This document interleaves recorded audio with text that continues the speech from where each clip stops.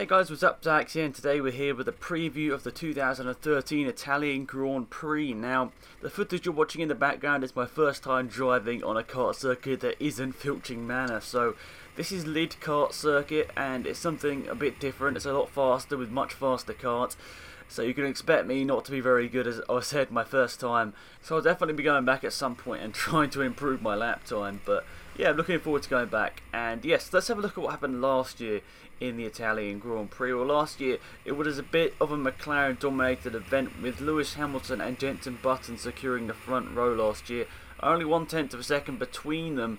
And maybe with the McLaren's update this year we might see them at the front. We saw them a little bit higher up than expected at Spa, so we might see them up there again.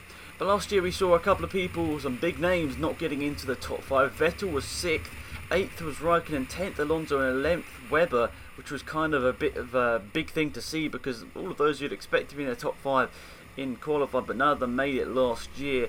And you know, it was a bit of a McLaren dominated qualifying session, not so much in the race however, because there was one standout star in the race. It was Sergio Perez, who came from 13th on the grid to finish 2nd in the race, proving last year the Sauber had great race pace, maybe not the best qualifying pace in the hands of Sergio Perez, but definitely the race pace to get him up there on the podium. So last year Hamilton won his first Italian Grand Prix, Sergio Perez was 2nd, and Fernando Alonso was 3rd after starting low down on the grid. It was also a good race last year from Felipe Massa. He got 4th position. Raikkonen was 5th, then it was Schumacher, Rosberg, Di Resta, Kobayashi and Senna. We do remember last year that Sebastian Vettel had an alternator problem and ended up retiring from the race on 47 laps. So with only a couple of laps to go, he had an alternator problem. Also, Mark Webber retired on 51 laps, so that was 1 lap before the end.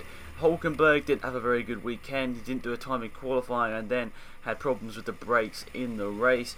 Other people that didn't do too well last year, well, you know, D'Ambrosio, obviously not great for him. That was a one-off drive for him, so obviously he wasn't expected to perform amazingly.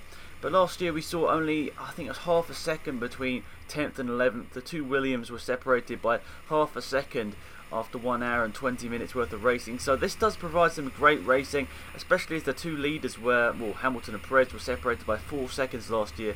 I think we're up for some great racing.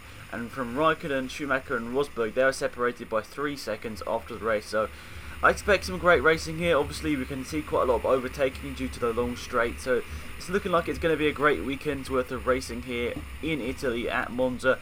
Obviously one of the biggest races of the season, just because it has got such a prestigious name to it after it has been on the F1 calendar for so long. So looking forward to this weekend immensely. Obviously we got GP2, GP3 as well, so it's going to be great stuff there. But let's have a look at the driver standings at the moment, because I think a lot of people are sort of like Sebastian Vettel is going to dominate the season, isn't he? But it sort of switched around at the front. Kimi Raikkonen lost a couple of positions last time out, obviously, because he didn't finish for the first time in like 38 races or so, I think it was. So Sebastian Vettel leads the way nearly by 50 points over Fernando Alonso. Hamilton, somehow, even though the car hasn't been that great in terms of race pace throughout the whole year, I mean, obviously he's got a couple of, well, he's got a win, his teammate's got 2 wins. But overall, that Mercedes hasn't been great in the race pace, if we're perfectly honest. He's somehow up there in 3rd, ahead of Raikkonen. Webber is in 5th position. I suppose Webber could be jumping up the standings in the next couple of races if he does well. Probably can get past Raikkonen, because that Red Bull does look pretty fast in the straight line. I mean, Red Bull had a really good setup in Spa, so I see no reason why they wouldn't use a similar setup here in Monza, because obviously both of them very fast, high-speed tracks, so most likely they'll use a pretty similar setup. They had a great wing angle and just were that one step ahead of the field in Spa just to completely dominate that race. The race obviously wasn't great for Webber in Spa, but I think we can all say that Sebastian Vettel drove a great race there in Spa to take the win. Fernando Alonso, even though he tried his best, it was nowhere near at the end of the day. He was about, was it 15 seconds or so off after the end of the race. So obviously that's a great thing, you know, comparison, because that Ferrari is nowhere near the pace of the Red Bull really. So he drove a great race, but it's just unfortunate that Ferrari isn't closer, just so we can have a great battle for the win. That's what I'm always like. I mean, lots of people are like, oh, I want a certain person to win, but I'm just like, I just want to see a great race. I want to see close racing and obviously people overtaking, all sort of stuff is what I want to see in a race. I don't particularly mind who wins as long as it's a good race. As you know, it's the same for the championship as well. I don't mind who wins the championship as long as it's just a good battle down to the wire in Brazil. So it's looking like a bit of a dominated season so far from Sebastian Vettel. I mean, we've got people like Rosberg with 2 wins down in 6th position in the championship. Massa in 7th, 8th, Grosjean 9th, Button 10th, the rest are Sutter 11th, 12th, Perez 13th, Verne, who's ahead of the person that's probably going to be replacing Webber at Red Bull, Ricciardo, and then 15th place it is Nico Hülkenberg with Pastor Maldonado in 16th. Only the top 16 have scored points. Bottas, Gutierrez, neither of them have scored points this year. I don't know whether we'll see them score points. I'm a bit unsure. Maybe you can leave a comment in this comment section and let me know what you think. I mean, I think Gutierrez and Bottas are actually quite good drivers. They get quite a lot of bad reputation for no reason, in my opinion. They've drove some quite good races. I mean, Gutierrez got a fastest lap, I think it was in Spain. Bottas gets 3rd place on the grid in Canada. So I think they're both good racers and good drivers, but I think they just get a little bit of bad reputation because they're not in some very good cars. I mean, if you get people as experienced as Maldonado and Hülkenberg only scoring a couple of points, I think you can tell that those cars aren't the greatest in the world. So now we're just going to run through the top 5 people in the Constructors' Championship and see who has the best chance of getting a good result here in Spa. Let's start off with Red Bull. Obviously they had a great setup and a pretty good wing setup in Spa to get them the win. I think we all sort of expected the Red Bull not to be very good at Spa, just because, you know, in previous years it really hasn't been the car to be, you know, it hasn't really been the car in a straight line, is what I'm trying to say. It just has been quite slow in a straight line, but this year they were just one step ahead of the game and got the setup right, got the wing angles right and everything, and they pretty much dominated Spa in terms of Sebastian Vettel at least. And they probably have quite a good chance here at Monza as well. They haven't really done too well here in the past. I think Sebastian Vettel has got a win, however, but I think that was in 2011 when that car was just so much better than everyone else. But I think we can see him challenge for the win this year. I'm not sure about Mark Webber, we'll see, but I think it is going to be Sebastian Vettel once again, who probably ends up with the win. Not sure really, to be perfectly honest, but I think it is just going to be Sebastian Vettel this time. I'm not 100% sure though. You can leave your comments down below, let me know what you think about Sebastian Vettel winning here in Monza, but it's looking quite likely just because they pretty much did dominate Spa. And this isn't, you know, a hugely different track in terms of speed and wing setup, so we'll see.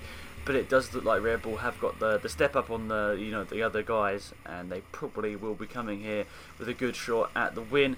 Mercedes, well, they've typically in, you know, classic races been good in a straight line. However, that hasn't exactly been the case this year. We saw that they weren't that good in a straight line. I mean, even with DRS, I think they were finding it hard to overtake some certain cars. So Mercedes have sort of gone into the Red Bull of old, and they're not very good in terms of straight line speed, but they're great round the corners. So we'll see what happens to Mercedes, but typically Hamilton and Rosberg have driven quite well round here in the past. But we'll see. Who knows whether this Mercedes car can suit them. Obviously, Hamilton's got a huge amount of poles in a row, so I don't know whether he's going to end up on pole. To be perfectly honest, I really don't know. It was, you know, it's a lot of skill in Spa to get that pole position, and the great teamwork to get him out at the right time. But we'll definitely see. We'll see if he can keep up the streak of, you know, a certain amount of poles in a row. I don't know how many it is, but I think it's like 3 or 4 poles in a row. So that's kind of crazy.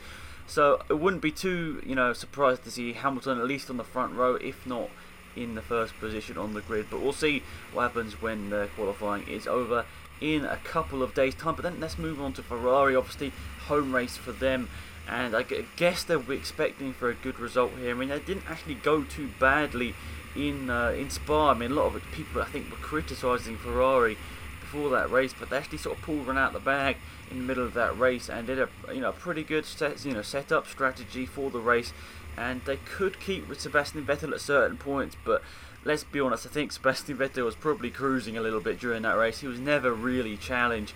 I think he pretty much got the first couple of laps right, just pulled off into the distance. But this could be a completely different story. We might see Ferrari come here with some good updates which put them up there with the Mercedes and Red Bull in terms of qualifying and race pace, and maybe can catapult Fernando Alonso into a championship hunt. I mean, it wouldn't be too surprising to see what Sebastian Vettel did to Alonso, for Alonso to do that to Sebastian Vettel this year, because obviously Vettel was a huge amount of points this time last year, behind Alonso. So who knows? Maybe Alonso can pull it back, but it would be a very hard job considering that the Red Bull this year has been all too reliable, and it looks like it's having a great season.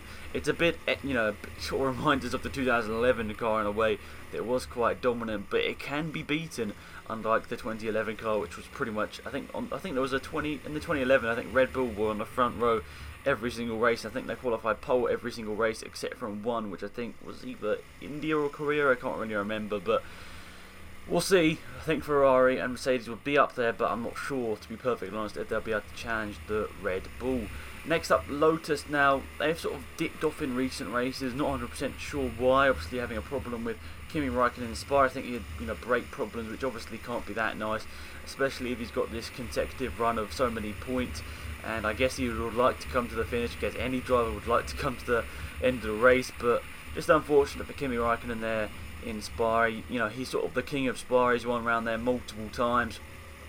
Obviously, I don't think that was going to be his day. He didn't really have a very good race pace, but I think he had a good race pace. I should correct myself there. He had a good race pace, but I don't think he was up there for the win, unfortunately, this year. And to be honest, coming to Monza, I can't see much changing. It's a thing with Lotus, they always seem to sort of dip off towards the end of the season. The only year that I've sort of seen them not do that was last year, 2012, where they got the win in Abu Dhabi.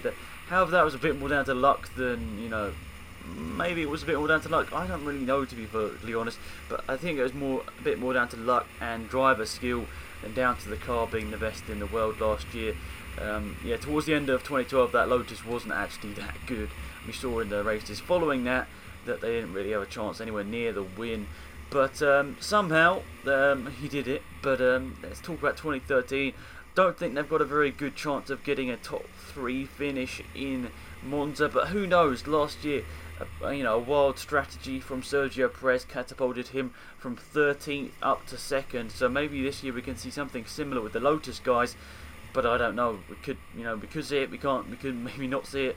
But the Lotus has historically been good on tyres, so we'll definitely see what happens to them in the race. But I don't expect them to be up there in qualifying, but they could be up there in the race. So who knows? They could pull out something out the bag and maybe get a podium.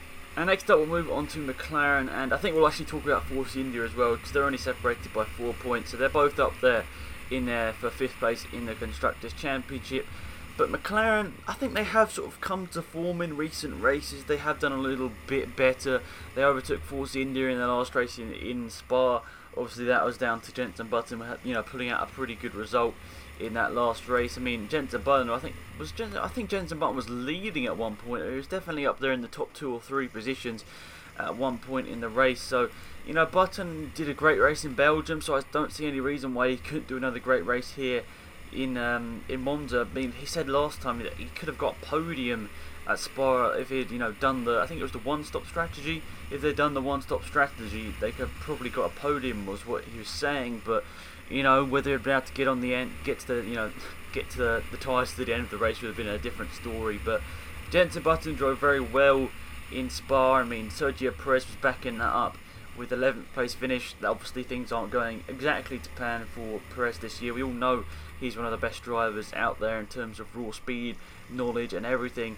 But unfortunately, this year hasn't exactly been his year. I mean, last year he got a couple of podiums, and this year hasn't really been anywhere close. So McLaren, probably, if they play the strategy cards right, they can be up here.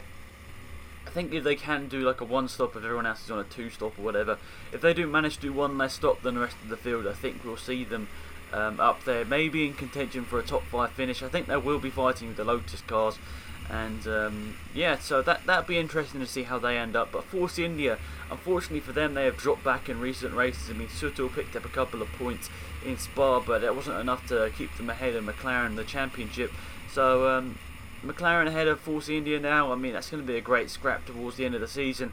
McLaren obviously have a lot more financial budget behind them, so they'll probably end up getting the 5th place in the Constructors. But if Force India end up in 6th place in the Constructors' Championship, that would be a huge mark. I'm not sure whether they've ever done that before, but if they can do that, that's really, really great job from them. And it will be quite interesting to see how they do with that little bit of extra money from the Constructors. But Guys, be sure to leave your comments down in the comment section for what you think is going to happen in this race. I mean, I really do like doing these previews with go-karting footage and everything. It just adds a little bit of extra something to these race previews, and also your comments and everything are very valuable, so I can read them and respond to them.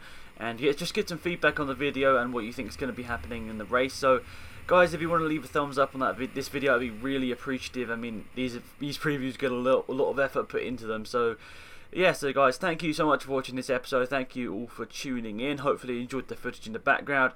I'll probably be going back to lead at some point in the near future. This last lap has just been a bit sped up, just to, you know, make it a little bit easier because it's a bit boring. But yeah guys, thanks for watching. It's Black and Matt here. Goodbye.